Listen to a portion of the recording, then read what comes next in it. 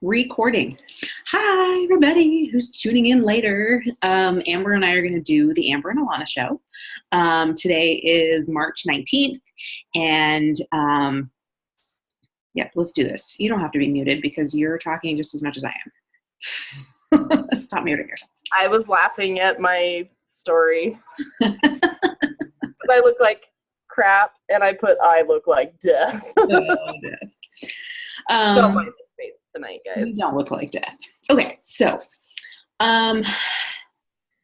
as you guys have heard a million times, Amber and I are doing a training. And every week, every Monday, we have a mastermind call and we get our little fires lit up underneath us. And so this is just more sharing of what we've been listening to, because yesterday's call, I finished listening to it today. It was like so exactly what I'm going through and so exactly what I needed to hear. And all of these things that I've been like making excuses about in my own head. And it not reminded me, but it just like illuminated to me what I've been doing and kind of like some of the things that I've been having trouble with. And so we'll get into all of that. So I wanted to start out with a quote actually that I heard. So I have the Spotify playlist, and I actually kind of, the first time, start over. There's a coach named Ashley McClellan. And she talked about on one of these calls, because she's like a superstar rock star coach. But she talked about this playlist that she created on Spotify, and she shared the link with us. And so I took what she had and I grew on that and I created my own. And there's one of the motivational talks that I have on mine. And the guy says, it's been said that the definition of heaven is to meet yourself at the end of your life with your potential, knowing what your potential as a human is, and meeting yourself at the end of your life and seeing your own reflection in that person. And the definition of hell is to meet your potential at the end of your life and not even be a shadow of who that person is. And that speaks to me so deeply. Every time I hear that one, I'm just like, ugh, it just like, it gets me, because it's like, we all have so much potential and we all have so much within us that we can share with other people. Everything that we go through, every struggle that we have, somebody else is going through that. And it is so inspiring for people to see other people going through and walking through the same journey that they are having and walking through the same shit that they're going through, and seeing them living a life that is inspiring and being excited about life and having a passion about life, even though they are struggling and even though they're going through hard things. I mean, that's what, if you're on Instagram, that's what all of these little, influencers do, whether they're small influencers or large influencers, like they have an energy about them. And that potential that we have is brought out in us when we find something we're passionate about. And I have felt very much like my energy has been crappy because there's just been something that is not working for me. I have not been working for me. Like life has not been working, whatever it happens to be, but I have not been able to harness the energy that I know that I have. And to just, even if I haven't been feeling my best, to bring the energy anyway. And this call yesterday or today, when I listened to it, I figured out why that was. And it was like, whoa. And so now I know, and we're going to talk about it. So shall we? Okay. Okay. So he talked about something called, we are obviously health and fitness coaches. And I have heard this from Tony. I've heard this from coaches on Beachbody Champions. I've heard this from Melissa. Everybody says, like, you always need to have a transformation that you can show. And Josh talked about this yesterday on the call, and he said, what we need to do is set ourselves up, and our destination needs to be a transformation, whatever that transformation is, whether it's small, whether it's big, whether it's, a 3-week transformation or a 6-week or a total life transformation in 5 years. Like, we need to constantly be working towards that goal of a transformation. And actually what was pretty surprising to me is the last couple of weeks, I've kind of been, even just like this year, I've been like, I'm happy with where I am.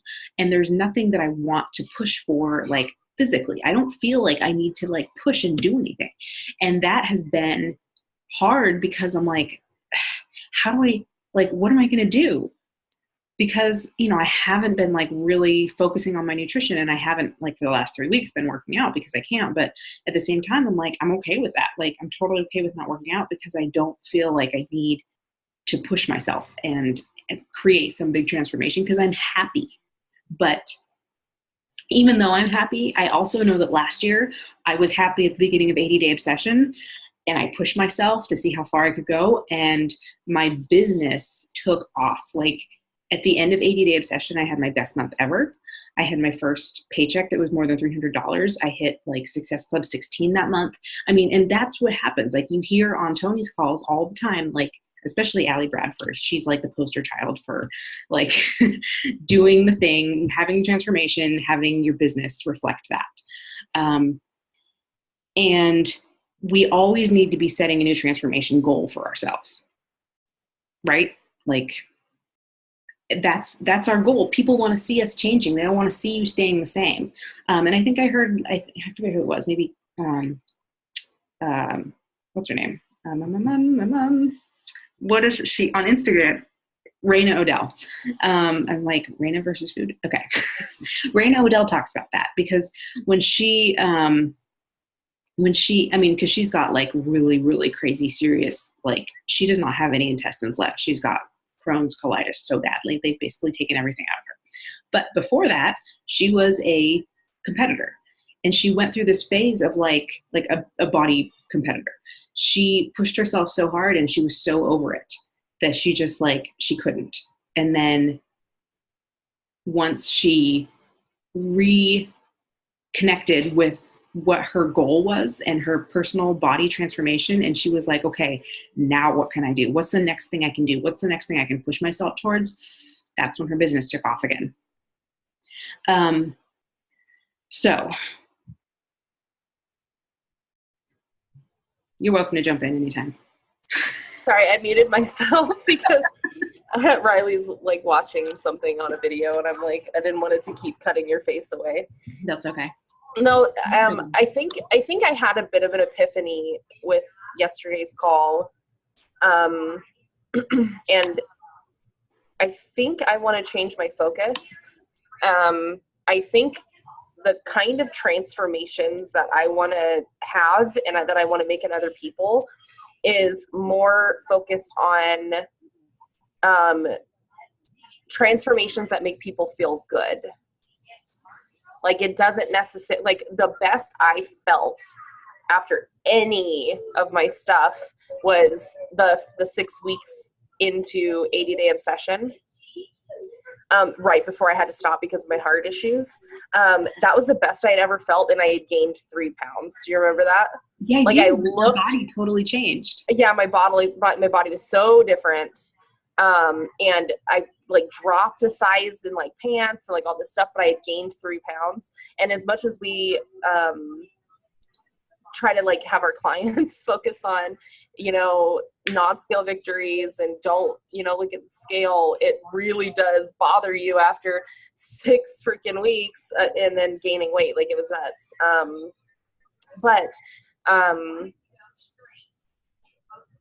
I think that when it, especially in, like, your situation, Ilana, where you're physically already fit, like, losing weight, you don't have 5 pounds you want to drop, like those kind of situations. A lot of more of your measuring stick is going to be, how do I feel every day? Do I have energy? Am I able to hike this much farther? Or am I able, to, run this much longer, or, whatever, do this many push-ups? Josh talked about that. And that's kind of where the epiphany came from. He was like, you need to have a goal. Like, maybe your goal is to be able to do pull-ups, or whatever. Like, setting goal. I want to start myself, and like encouraging my clients, set goals that make you feel good. What is it? I mean, because anybody could say, I want to lose weight, but that doesn't have as much of an attachment to it as, I literally can't do a push-up. Because like for the longest time, I couldn't do push-ups. My triceps are like the worst. Even back when I did competition weightlifting, I struggled so freaking hard. So being as heavy as I am now, trying to do push-ups with Transform 20 and 80 Day Obsession and all that, I was dying. But those were the little goals that I set for myself back then. And I remember not being able to think about weight goals with 80 Day Obsession, because there was so much, like, you were having to focus on diet and focus on your timing, and every day was different. And I found myself so immersed in the program that I didn't even have time to think about, like, what was my weight loss goal, or my inches, or anything like that. Well, the other thing too is, she told us, like, don't get on the scale, like, until the end of the phase. Yeah. Like, and I think I'd let myself give that, like, I think that gave me the, like, okay, like, it's okay to not do it. But then again, like, I remember thinking to myself, even if I wanted to, like, I couldn't measure midweek, because the way the programs were, your muscles would swell with each video that you did, it, like, swell and then go down as they healed. So like, I couldn't cheat, like, I couldn't go in there and do a full set of measurements, because depending on what day of the week it was, something was swollen. And so I just remember, like, letting that go, and focusing literally on, okay, today, I know today's arms. I know that I'm going to struggle with push-ups. So today I want to, and I guess that's what the beauty of Transform 20 is. Like, you have your transformers. Mm-hmm. So you literally can go, okay, I know that I was able to only do 10 of these last week. I need to, I just want to do 11. I just want to do a little bit more. And things that make you excited. Because if I sit here and say, like, my goal for next week is I really want to grow a beard. Like, that's not something that's going to set my soul on fire, because I don't really want to grow a freaking beard. So if the difference between your success is, do I set a goal that says I want to lose 5 pounds, or I set a goal that says I want to be able to get on the floor and play with my kids, or I want to be able to, take my kids on a walk to the park without dying, you're more likely to be attached to the goal that makes you feel good, the actual things in your life that you want to, focus on. So I think that might be my new ad campaign, because just telling people, do you want to lose weight, is like, people, it's almost like too grandiose. It's almost like too broad spectrum. Yeah. Everybody wants to lose weight. Yeah, I know. For the most part. Like, yeah. And I mean, just kind of going back to 80 Day Obsession, I gained 7 pounds in that program. Yeah. And I looked way better than I'd ever looked in my whole life. I can't remember. How much did Amy gain? I don't remember. I know she had to have gained, because she got shapes where there was nothing. Yeah. Hashtag booty gains. That program was great. But I think that is going to be, even things like Shakeology, not focusing on, because Shakeology is not a weight loss shake. And I like harp that with my clients. Like, that's not what it is. It might help you if your normal diet is garbage, topped with garbage, sprinkled with garbage, with a splash of garbage. If you put something good in there, you're going to probably lose weight. But the first thing I noticed when I started drinking it was how much energy I had, like, day freaking 1. And not being, like, dying ravenously of sugar cravings. Mm-hmm. You okay? Sorry, my dad is actually flying out tonight. He's taking a red eye, and so he doesn't have a cell phone, you guys. My dad doesn't have a cell phone, which is not surprising. But he has a computer, so every time he brought his computer, he's like, I'm just going to hook up to Wi-Fi and email you. So he just sent me an email, and he said, He's like, yay, I got here an hour early. I'm in Roanoke Park an hour ahead with a glass of wine. So. I'm freaking out for your dad. I'm like, how is anybody going to know that he's at the airport when he arrives? With his computer. It's all good. He did this last time and it worked out fine. Okay. So yeah. But like, I love that idea of feel good goals, because that's how I've been kind of approaching everything over the last month. Is like, I created this healthy skin group, which I'm loving. And so I get to like do all this research about like, for me, what's going to work for me and healing my scar, but also to help other people like not go through what I've gone through and start to figure out. And like, this is where like my inner squiggle comes out, is like, how can I start incorporating superfoods and Shakeology into this and start talking to people about like, what are these things that's going to make them feel good, that's going to help their bodies, that's going to like add value to their lives, and create this like environment of doing good, healthy things for ourselves and feeling good and eating well and, you know, getting the right kind of, you know, sunshine and not just like baking out in the sun, but like, you know, fueling our bodies. And I've been reading up on like why, you know, cooked tomatoes with olive oil is like the Mediterranean secret. And like nobody gets skin cancer because there's something about like cooking the tomatoes that releases the lycopene, and lycopene is like this super antioxidant and it's so good for your skin. Like that stuff makes me so excited, but I want to share that and add value to people's lives in that way. And get them all excited about like doing good things for their body and feeling good. And I love the idea of the goals that way. And you're going to die. I actually used to make cherry tomatoes, like put them on a pan and roast them with olive oil and like garlic and salt, and then put it on pasta because I read that fact about what it does for your skin years ago. And then I like just continued making it and forgot about the facts. And you literally telling me, it just like totally like bing, like reminded me that that's why I started doing that years ago. Well, I make that turkey tomato sauce every week, and I use coconut oil and, you know, tomato paste and 2 cans of diced tomatoes. And like, I eat that every day. And I even noticed, this is bad, but I noticed last summer, like I didn't, like my skin was different. Like I didn't burn as much for sure. And it was great because I'm like a little like fragile lobster, apparently. Well, I was reading that it's not just tomatoes, it's the skins of certain types of fruits and veggies. And I can't remember the whole list. I think it's the nightshade family. So it's like, so tomatoes, of course, but also eggplant and like some of those other ones. I think, I'm not positive though. I can't remember I can't remember, but it was there, and it might not be the same exact, like the lycopene, like you were talking about, but it was there. I know there was a list of veggies that a lot of people don't eat with the skins. So it'll be like the tomato sauces where like tomato sauce itself is not good because they peel the skins before they make the sauce. So you want to go for like a diced tomato or like do your own. And that's why I was roasting the tomatoes until they burst.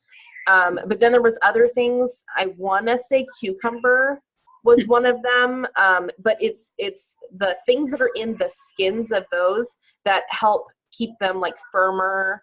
And they're what's in them that keeps them as a protective coating are some of the same mechanisms that affect our skin. Oh, that's brilliant. So it keeps it like firmer and more protected. Yeah. If I can find, I probably can't find the article because it was literally like 10 years ago. But if I can find info on it, I'll share it with you guys. Okay. And that's so smart because Mediterranean diet is just the bomb altogether. Yeah. It has so many good health benefits. Yeah. Okay, so the other thing that I wanted to talk about was Amber and I kind of started talking about this today. And we're like, let's just do the Amber and Ilana show on the team call. Was other people's perceptions of you and your perception of other people's opinions of you. Because for me, that's something that holds me back a lot of the time. And over the last, like, I've become a totally different person since reading all the personal development all the time. Because now, and, you know, and maybe it's also because I started coaching like about a year after Garrett was born. And I don't know if it's just because I feel confident as a mother because I'm raising a human that's actually a, functioning child, and he's, a good kid. And so I'm like, well, what I'm doing obviously is working. So, I don't know if it's him or me. Anyway. You finally been a mom long enough that you're like gold starring yourself. I am. You're like, he's a good person and I did that. Exactly. And so what I wanted to share was a story that happened to me on Sunday when I took Garrett to get a haircut. So he had his very first total public meltdown, like full blown. And he's never done this in public before. He's done it at home plenty of times, but not when we had an audience. And we don't have all the time in the world. And so I'm not like messing around when we go and like do things that we have to do, like get a haircut. So I'm sitting here thinking, and he doesn't care for it, clearly. So we get up out of the chair and we're like 4 steps across the floor, headed to the, the barber's chair.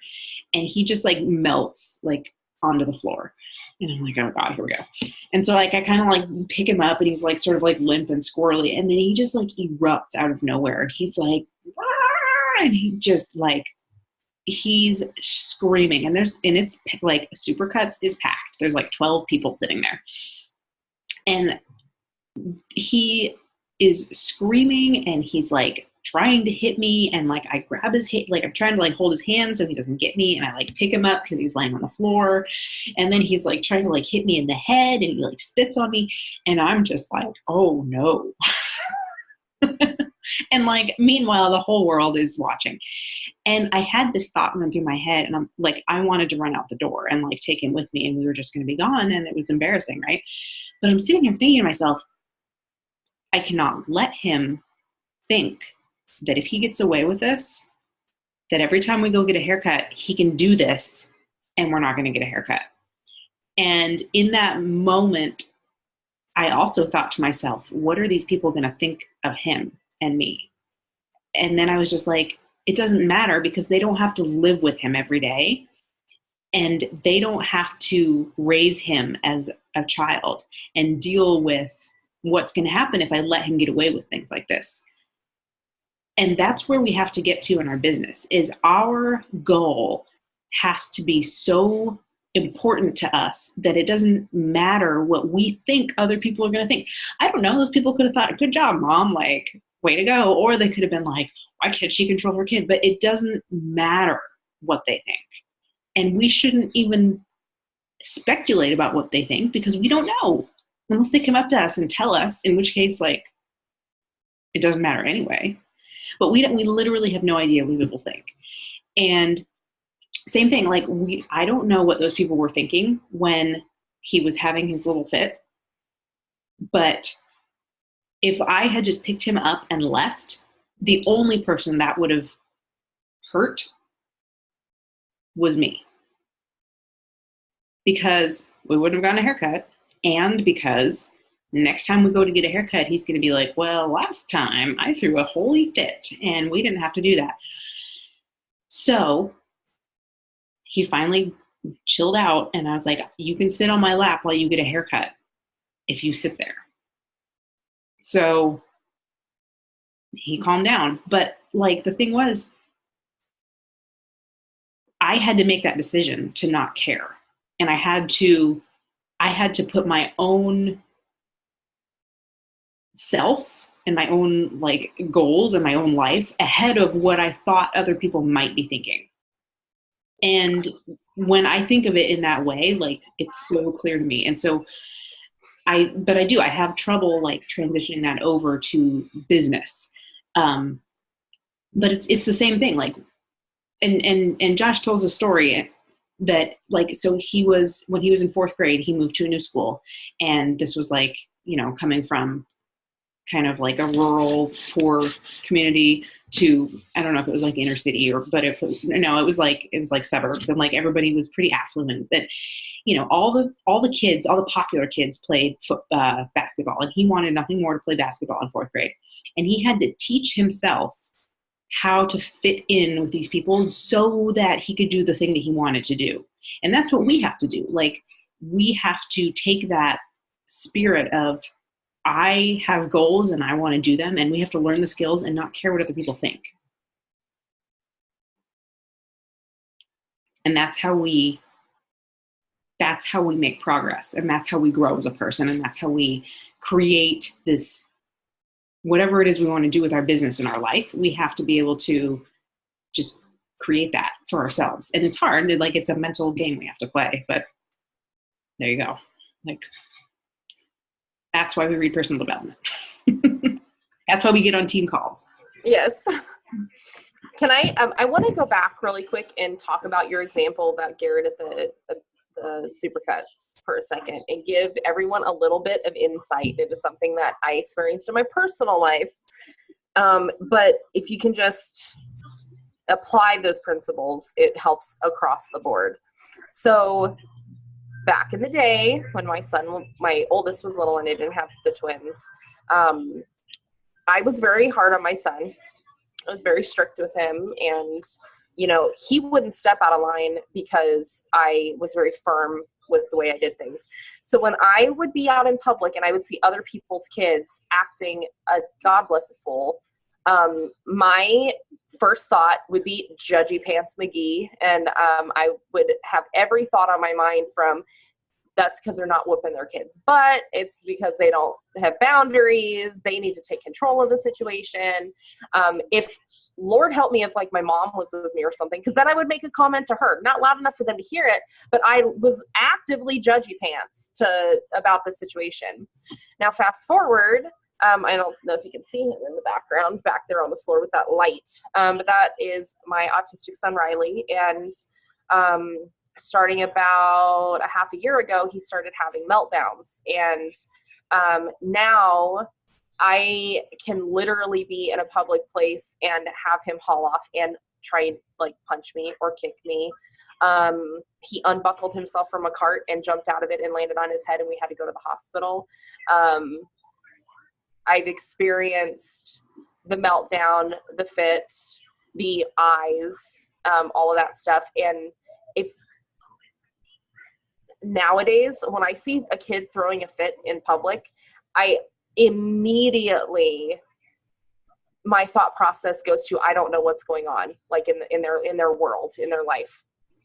So I'm less judgy pants about it. But the reason I bring this topic up, because I am plenty judgy pants about other things. It's not like I all of a sudden grew.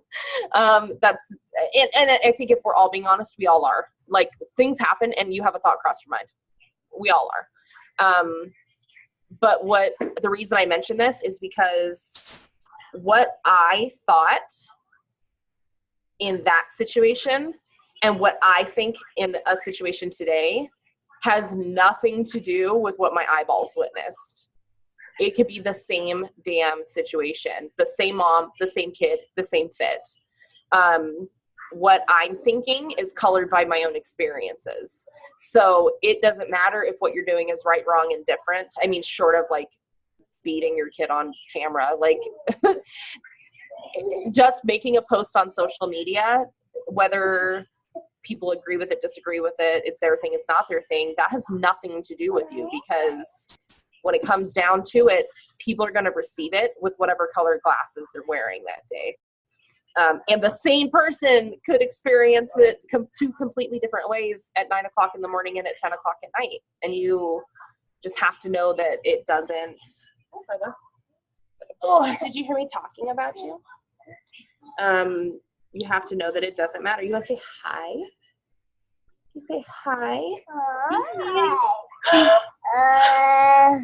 Hi. Do you want to hear it? Oh, I don't have it plugged in where you can hear it. I can hear him. No, you can hear him. You can't. Yeah, he can't hear you. Hold on 1 second. Because I am. What? There's a root out of my thing. Oh no. Well, actually, that's a good point, because the other thing, and it kind of like goes into something else that I was going to talk about, which is like, how do we keep ourselves motivated and inspired? And this does actually tie kind of back to what you were saying. It's like the way, like, we could talk all day long and be the most inspiring people that you have ever come across in your whole lives. We might say all the right things, we might just totally be amazingly inspiring.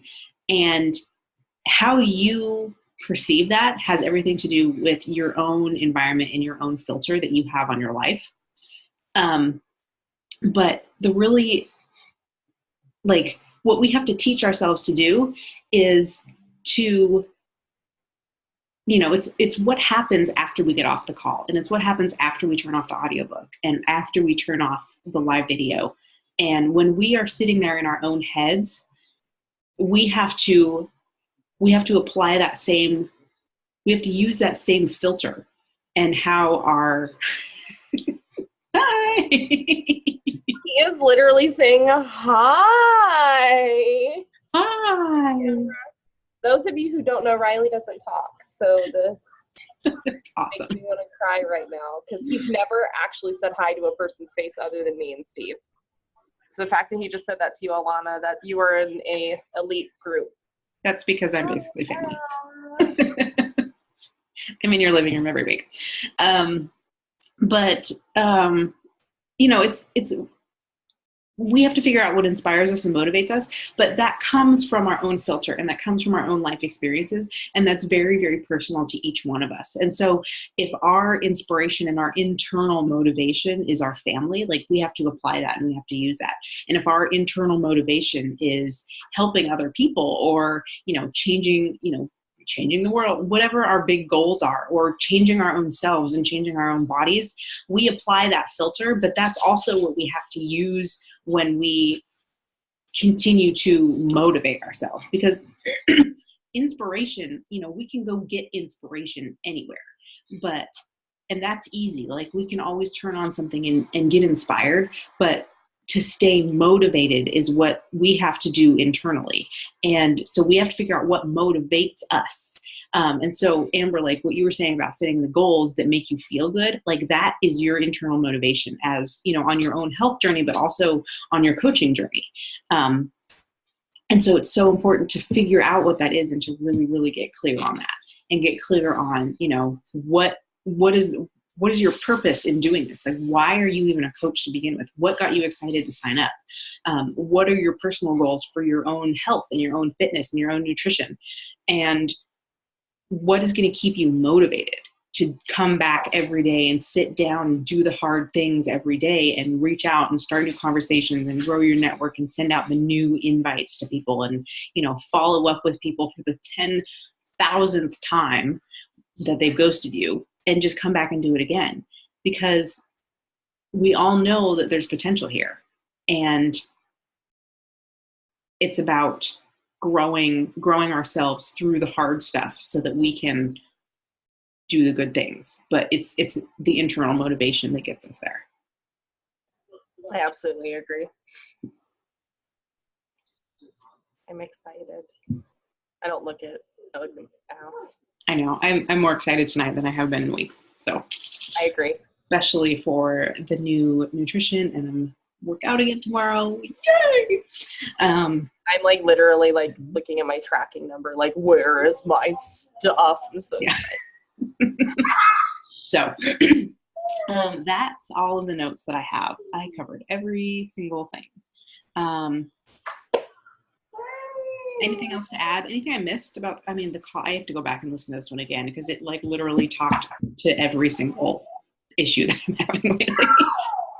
No, I think he had every point that he hit. His biggest thing was this destination transformation. Like, that needs to be your destination, and that kind of means that you never hit your destination. And then I guess you can kind of view this like you're traveling around the world. Once you get around there, like, there's still world in front of you. You just keep moving forward. So once you reach your first goal, you well,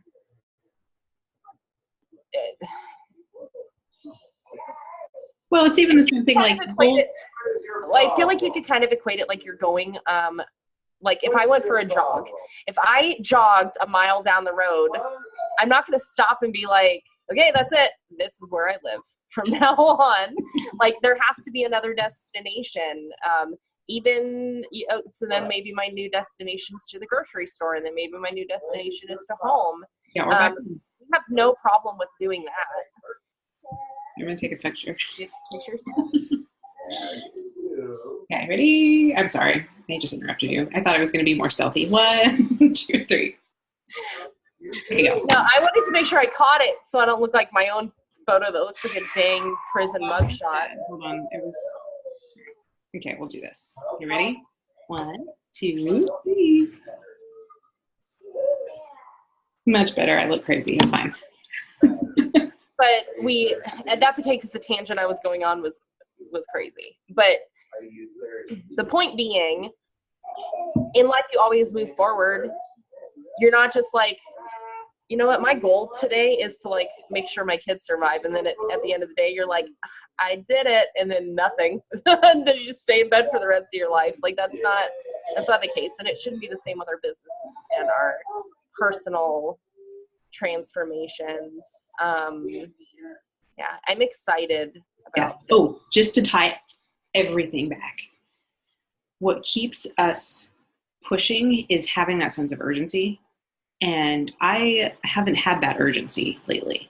Like, I just haven't had it.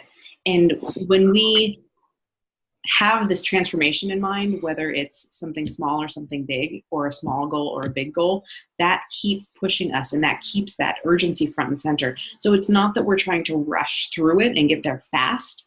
It's that we are seeing that the more energy we put into it. So like urgency is like energy. And the more urgency we have, the more energy we have. And it's the good kind. And it's not focusing on the wrong things because we feel pressure. Like there's a difference between feeling pressured to do something quickly and to have urgency to do something. Urgency is like watching your favorite motivational speaker and how that energy that they bring.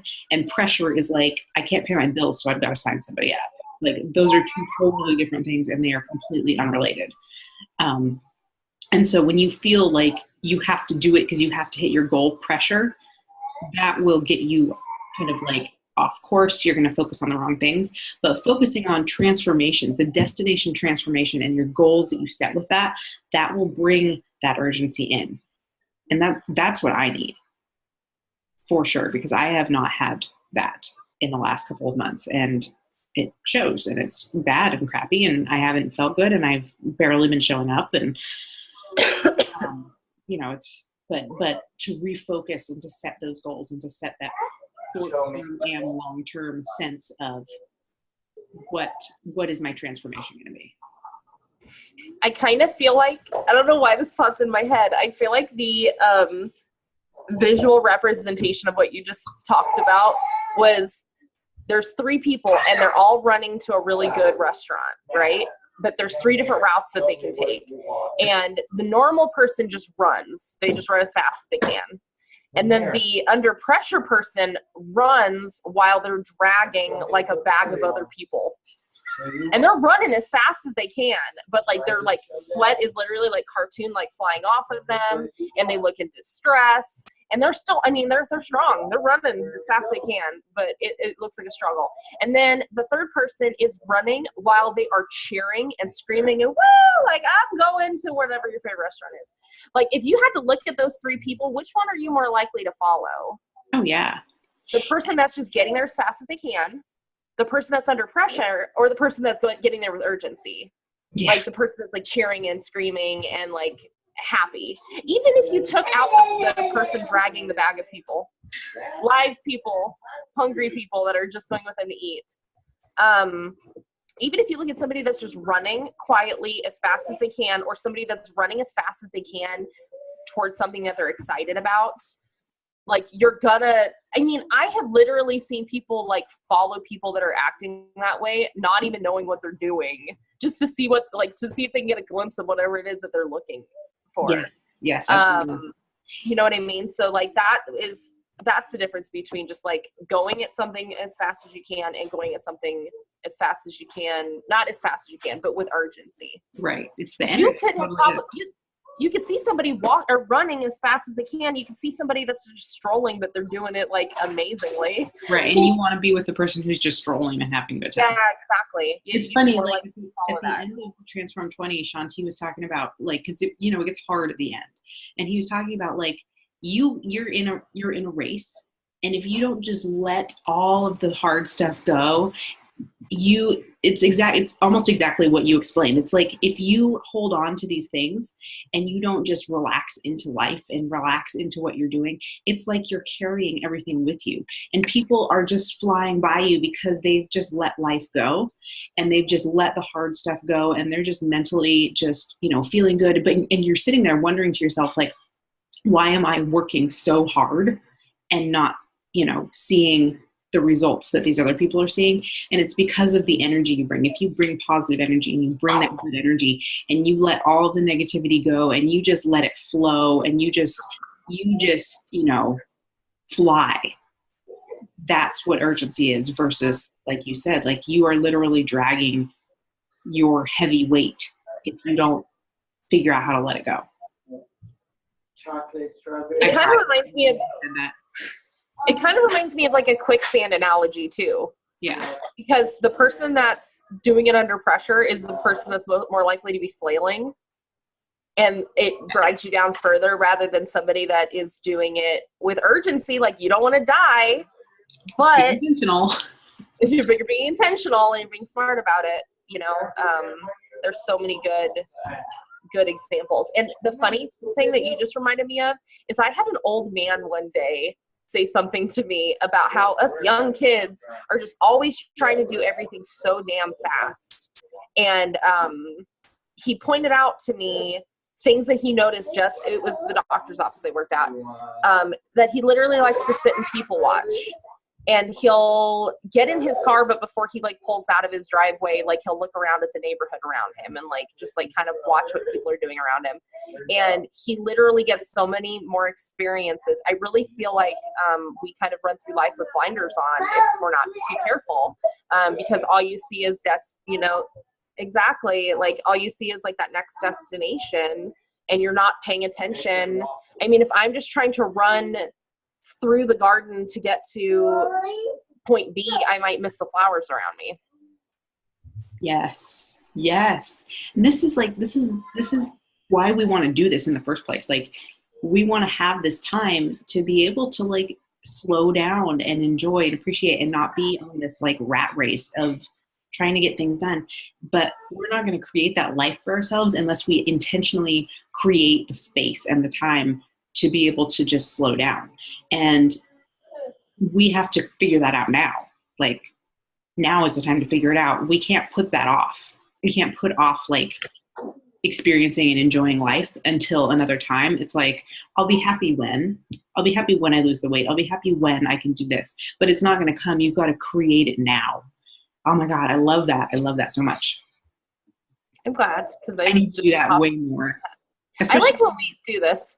Yes, it's like the energy. Here's the energy. Well, and when it's not so scripted, like when we don't have, you know what I mean? Like when we're not like, I need to talk about this one subject, we're able to like bounce ideas off of each other. Because those, like the memory of the old man telling me that, like that, I don't think it would have ever popped in my head if you weren't talking about what you were talking about in that moment. Yeah, definitely. I love these. These are great. Now, my husband's slow about everything he does. I'm just kidding. He inspires me every day to slow the fuck down. Oh, we almost made it through a call without me cursing. It is what it is, y'all. Yeah. Well, it lit the fire. I know. Any other little nuggets of insight about anything? No, I think that's it for tonight. I mean, I could go babble on again about like why we need to just like ignore everybody and do our own thing, but like, yeah, blinders, but not blinders. Right, so important. No blinders with life, blinders with other beach body coaches. Right, exactly. Like, yes, exactly. And I mean, that's another thing that like I feel like can't be talked about enough is you've got to figure out what lights you up. You are not like any other coach out there. And that's so important because that's what makes your people want to come chill out with you. I just realized that since only the two of us are on, we don't have a time limit on this. Time limit. I didn't want to mention it. But like we cannot compare ourselves to anybody else for two reasons. One, because our people are not interested in what any other people are doing except for us, because they're our people. Nobody else is going to inspire them like we are. But the second reason is that, oh dear, it left me. It'll come back in a second. So our journey is not like anybody else's journey. When we come into this, we come in with our own set of experiences, our own set of talents, our own set of skills already. And if we aren't making the progress that we're making, it's because we haven't developed a skill that somebody else came into this business with. And so we have to give ourselves the grace to recognize what that is and to work on it hard, as though, your business depends on it, which it does. And from there, you can grow at a more rapid pace if you know what you need to work on. But when you're out there watching all these other people and being like, why aren't I having the success that these other people are having? It's because you don't know what their story is. You don't know what their experiences were that allowed them to create that, grow that skill, or, learn that body of knowledge, or develop that talent that they already were born with. Some people are outgoing, some people aren't, some people, whatever it happens to be. Some people are great at time management. Some people are like OCD about time management. And some people are like, whatever, it doesn't matter. Like, you have to figure out the skills that you need to build in your own life that are going to benefit you as a person and as a business owner. But you can't compare yourself to anybody for those two reasons. Because one, you're not them and you're a unique person and your people love you. And two, because you don't know where anybody else's experiences have, what their experiences are that have allowed them to develop to where they are in their business. You just don't know. So that's my nugget. But I do need to go to bed, in all seriousness, because I do have to get up and exercise. I am going to ask you to stop recording for a second because I need to say something. No, I mean, like when we're done, I don't hop right off. I have an idea for another call. Ooh, to be continued. Yes, to be continued. Very good. All right, guys. Well, when you're catching the recording, enjoy, and always up for suggestions about topics as well, because sometimes I have a brain fart and I'm like, let's do a power hour. So that's that. Alrighty. Well, have a great night. See you all next week, and peace.